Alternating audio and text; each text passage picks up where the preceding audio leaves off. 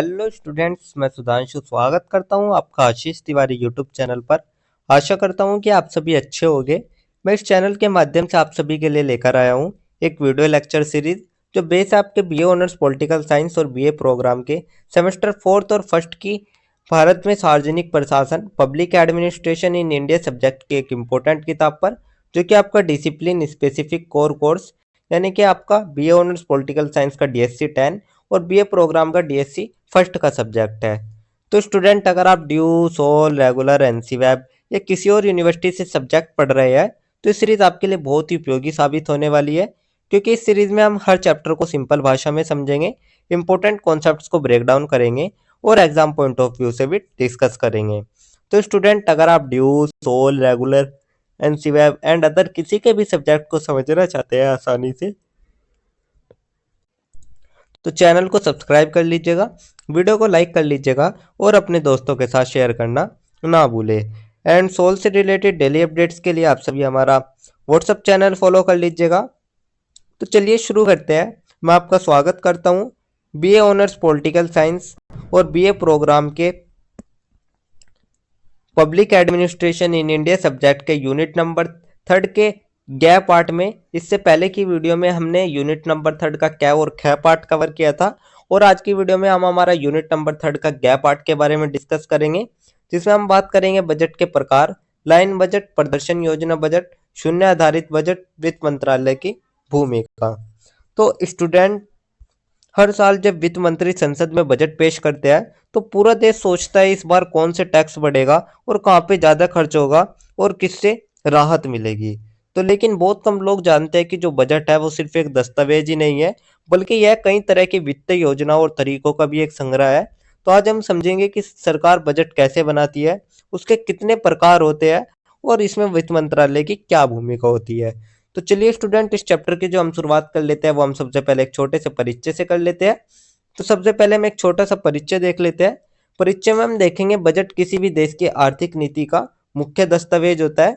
इसमें आय और व्यय का अनुमान ही नहीं बल्कि यह भी होता है कि पैसे किस तरह और किन उद्देश्यों के लिए खर्च हो गए। तो स्टूडेंट, आप एक बात सोच के चलिए, कोई भी देश है तो हर देश को अपनी आर्थिक नीतियों को सफल बनाने के लिए एक सटीक बजटीय प्रणाली चाहिए। तो बजट सिर्फ यही नहीं बताता कि सरकार कितना खर्च करेगी, बल्कि यह भी तय करता है कि पैसे का इस्तेमाल कितनी कुशलता से होगा। तो समय के साथ बजट बनाने की विधियों में बदलाव हुआ है। विभिन्न प्रकार के बजट, लाइन आइटम, प्रदर्शन योजना, शून्य आधारित का उद्देश्य सही वित्तीय प्रबंधन और परोन्मुखी खर्च। तो इसी उद्देश्य से जो बजट है वो समय समय पर विभिन्न पद्धतियां अपनाता है, ताकि पारदर्शिता, परिणाम और जिम्मेदारी ये तीनों ही बन सके। तो स्टूडेंट, यही था हमारा एक छोटा सा परिचय। परिचय के बाद जो हमारा नेक्स्ट टॉपिक आता है वो हमारा आता है बजट की उत्पत्ति, अर्थ और परिभाषा को लेकर। तो अभी जैसे हमने हमारे पिछली यूनिट में भी पढ़ा बजट के अर्थ और उसकी परिभाषाओं के बारे में, एक बार हम आपको फिर से बता देते हैं। उत्पत्ति में बात करें तो बजट शब्द फ्रेंच भाषा के बोजिट से आया, जिसका अर्थ है छोटा थैला। तो जो बजट शब्द है वो बोजिट शब्द से आया, जो कि फ्रेंच शब्द है, और इसका अर्थ होता है छोटा थैला, यानी कि वो थैला जिसमें सरकार की साल भर की वित्तीय योजनाएं रखी जाती है। तो अर्थ इसका यही है कि आय और व्यय का वार्षिक अनुमान। इसके बाद हम बात कर लेते हैं परिभाषा की। परिभाषा में हम देखें तो सबसे पहले हम बात करेंगे हमारे भारतीय संविधान के अनुच्छेद 112 के तहत। तो भारतीय संविधान के अनुच्छेद 112 के अनुसार यह कहा गया है कि वार्षिक वित्तीय विवरण ही बजट कहलाता है। तो वार्षिक वित्तीय विवरण को ही बजट कहा गया है भारतीय संविधान के अनुच्छेद 112 में। दूसरे हमारे डॉक्टर डोल्टन आते हैं, जिन्होंने कहा कि बजट सरकार की वित्तीय नीति का प्रारूप है। तो डॉक्टर डोल्टन के शब्दों में बोले तो उन्होंने कहा है कि बजट सरकार की वित्तीय नीति का एक प्रतिबिंब है। उसके बाद हमारे थर्ड आते हैं टेलर। टेलर ने कहा आय और व्यय का तुलनात्मक विवरण बजट कहलाता है। तो टेलर ने कहा कि जो आय और व्यय का तुलनात्मक विवरण होता है उसको हम बजट कहते हैं। जैसे कि आप देख सकते हैं ये हमारे टेलर जी है।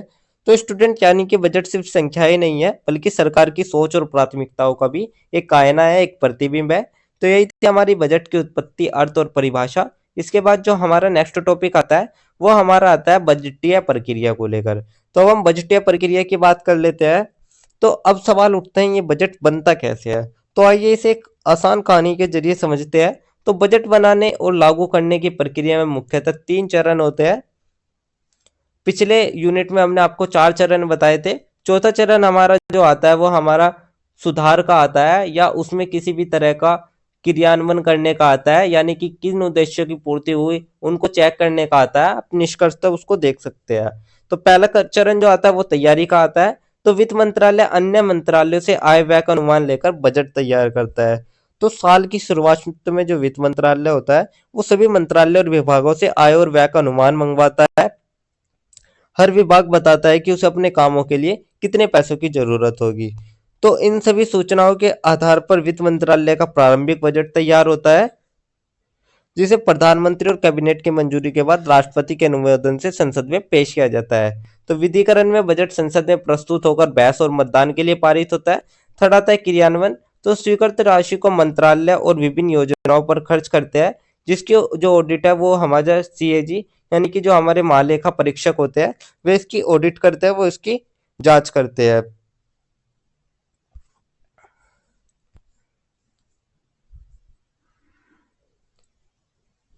तो स्टूडेंट, जैसे कि मैंने अभी आपको बताया, पहले चरण में तो तैयारी की जाएगी, दूसरे चरण में पारित किया जाएगा जिसमें संसद पर बजट में चर्चा होती है और लोकसभा डिमांड्स ऑफ ग्रांट्स पर मतदान करती है। और इस समय दो मुख्य विधेयक पारित होते हैं, पहला हमारा विनियोग विधेयक, दूसरा हमारा वित्त विधेयक। इसके बाद राष्ट्रपति की मंजूरी मिलते ही जो बजट है वो कानून का रूप लेती है।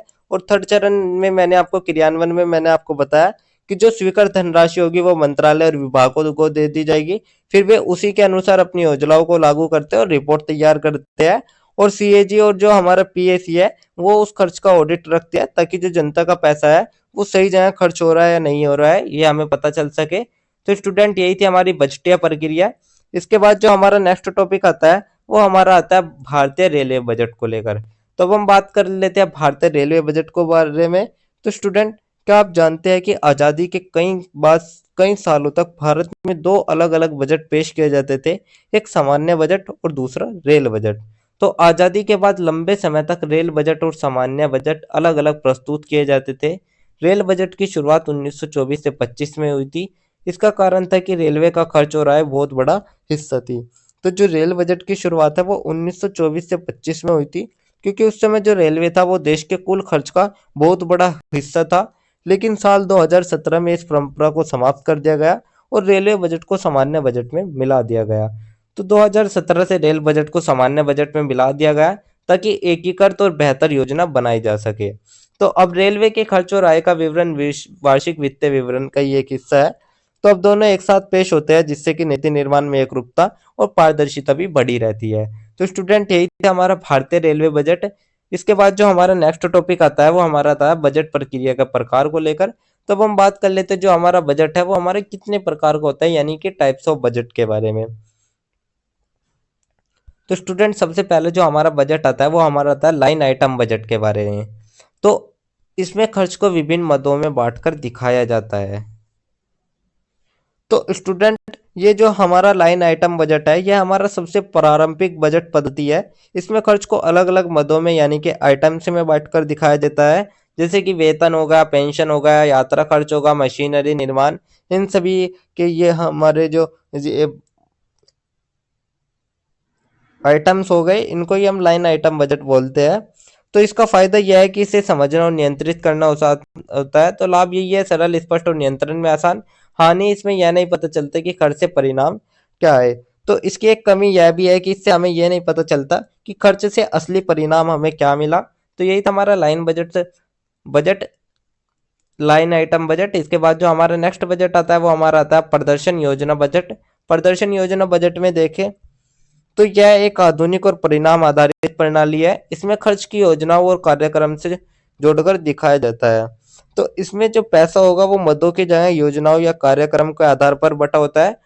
उद्देश्य होता है पैसे से क्या परिणाम मिले, जैसे शिक्षा बजट, कितने स्कूल बने, कितने बच्चों को लाभ हुआ। तो उदाहरण के लिए आप समझिए कि शिक्षा बजट में सिर्फ स्कूल बनाने का नहीं, बल्कि यह भी बताया जाता है कि कितने बच्चों को शिक्षा मिली, कितनी सुविधाएं बढ़ी। यानी कि इस बजट का सवाल होता है पैसा कहाँ खर्च हुआ और कहाँ नहीं हुआ, बल्कि खर्च से क्या हासिल हुआ। तो लाभ इससे यही है कि परिणाममुखी नीतिगत योजना में ये सहायक होता है। साथ साथ हानि यही है कि डेटा और विश्लेषण की अधिक आवश्यकता हमें इसमें पड़ती है। तो स्टूडेंट, यही था हमारा प्रदर्शन योजना बजट। इसके बाद जो हमारा थर्ड बजट आता है वो हमारा आता है शून्य आधारित बजट। तो अब हम बात कर लेते हैं शून्य आधारित बजट के बारे में। तो ये हमारे बजट की एक बहुत ही रोचक पद्धति है। इसमें हर योजना को शून्य से शुरू करके देखा जाता है, यानी हर साल यह तय किया जाता है कि कौन सी योजना जरूरी है और कौन सी खत्म की जा सकती है। तो यह मानकर चला जाता है कि हर साल जो बजट है वो शून्य से शुरू होगा, यानी कि कोई भी पुरानी योजना स्वतः ही जारी नहीं रहेगी। तो 1983 में भारत में पहली बार अपनाया गया। तो भारत में ये जो पद्धति है ये 1983 में पहली बार अपनाई गई थी। तो स्टूडेंट, शून्य आधारित बजट में हर योजना को दोबारा जांचना होगा कि क्या यह जरूरी है, क्या इसका परिणाम मिला। अगर नहीं तो उसे समाप्त कर दिया जाता है। तो इसके लाभ क्या हुए? लाभ है अनावश्यक खर्च रोका जा सकता है, हानि समय और श्रम अधिक लगता है। तो इसमें अनावश्यक खर्च रुकते हैं, लेकिन इसमें समय और श्रम भी जो हमें है देखने को वो बहुत ज्यादा मिल जाता है। तो यही था हमारा शून्य आधारित बजट। तो यही थे हमारे बजट के तीनों प्रकार जो कि मैंने आपको बता दिए हैं। इसके बाद जो हमारा नेक्स्ट टॉपिक आता है वो हमारा आता है वित्त मंत्रालय को लेकर। तो अब हम वित्त मंत्रालय की भूमिका को देख लेते हैं। तो वित्त मंत्रालय की भूमिका में देखें तो वित्त मंत्रालय भारत सरकार का मुख्य मंत्रालय है जो बजट प्रक्रिया को संचालित करता है। तो पूरी बजटीय प्रक्रिया में वित्त मंत्रालय की जो भूमिका है वो रीढ़ की हड्डी के जैसी होती है। तो इसकी कुछ मुख्य जिम्मेदारी है, कुछ प्रमुख कार्य होते हैं, जिसमें सबसे पहला आता है सभी मंत्रालय और विभागों से बजट अनुमान मांगना। तो सभी मंत्रालयों से बजट अनुमान प्राप्त करना, अंतिम बजट तैयार करके संसद में प्रस्तुत करना।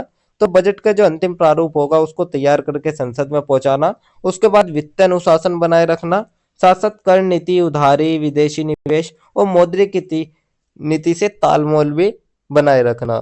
और सबसे अहम जो होता है वो होता है जनता और संसद के प्रति जवाबदेही सुनिश्चित करना। यानी कि वित्त मंत्रालय ही वो केंद्र है जहां से पूरे राष्ट्र की आर्थिक धड़कन नियंत्रित होती है। तो यही थी हमारी वित्त मंत्रालय की बजट प्रक्रिया में भूमिका। इसके बाद जो हमारा नेक्स्ट टॉपिक आता है वो हमारा ओवरऑल पूरे चैप्टर का एक छोटा सा निष्कर्ष आता है। तो अब हम बात कर लेते हैं हमारे ओवरऑल पूरे चैप्टर के एक छोटे से निष्कर्ष के बारे में। निष्कर्ष में हम देखेंगे कि बजट सिर्फ आय व्यय का लेखा नहीं बल्कि राष्ट्रीय विकास का खाका है। तो स्टूडेंट, बजट सिर्फ संख्याओं की किताब नहीं है बल्कि एक देश की विकास यात्रा का ब्लूप्रिंट भी है। विभिन्न प्रकार की बजट प्रणाली से खर्च को अधिक पारदर्शी परिणामों की बनाया जा सकता है। तो लाइन आइटम बजट हमें पारदर्शिता देता है, बजट प्रदर्शन हमें परिणाम पर केंद्रित करता है और शून्य आधारित बजट हमें विवेकशील बनाता है। तो वित्त मंत्रालय इसमें सबसे अहम भूमिका निभाता है। भारत में बजट व्यवस्था का उद्देश्य है समान विकास, सामाजिक न्याय और आर्थिक प्रगति। तो इन सबको जोड़ने और संचालित करने का जो कार्य है वो हमारा वित्त मंत्रालय बखूबी निभाता है। इसलिए कहा जाता है कि बजट किसी देश की आर्थिक आत्मा का एक दर्पण होता है। तो स्टूडेंट, यही था हमारा एक छोटा सा निष्कर्ष, जिसके साथ हमारा यूनिट नंबर थर्ड का गैप पार्ट भी कंप्लीट होता है और साथ ही हमारी यूनिट नंबर थर्ड भी कंप्लीट होती है। क्योंकि यूनिट नंबर थर्ड में हमारे तीन ही पार्ट थे, कै, ख और गै, जो कि मैंने आपको बता दिया है। तो यही थी हमारी थर्ड यूनिट, जिसके इंपॉर्टेंट टॉपिक्स मैंने आपको शॉर्ट्स में एक्सप्लेन कर दिए हैं। तो अगर किसी भी स्टूडेंट को ये पीडीएफ या नोट्स चाहिए होंगे तो आप हमारे टेलीग्राम चैनल को ज्वाइन कर लीजिएगा। वहां पर आपको ये पीडीएफ या नोट्स मिल जाएंगे। एंड अगर किसी भी स्टूडेंट का किसी भी तरह का कोई भी डाउट या किसी भी तरह की कोई भी क्वेरी होती है तो आप हमारे कमेंट सेक्शन में या हमारे इंस्टा पेज को फॉलो करके भी पूछ सकते हैं। डेली अपडेट्स के लिए आप सभी हमारा व्हाट्सएप चैनल फॉलो कर लीजिएगा। और अगर आपको ये लेक्चर उपयोगी लगा तो वीडियो को लाइक करें, चैनल को सब्सक्राइब करें और अगले अध्याय के लिए तैयार रहिएगा, जहां हम बात करेंगे हमारी नेक्स्ट यूनिट नंबर 4 के बारे में। तो आप सभी का बहुत बहुत धन्यवाद। आपका दिन शुभ रहे।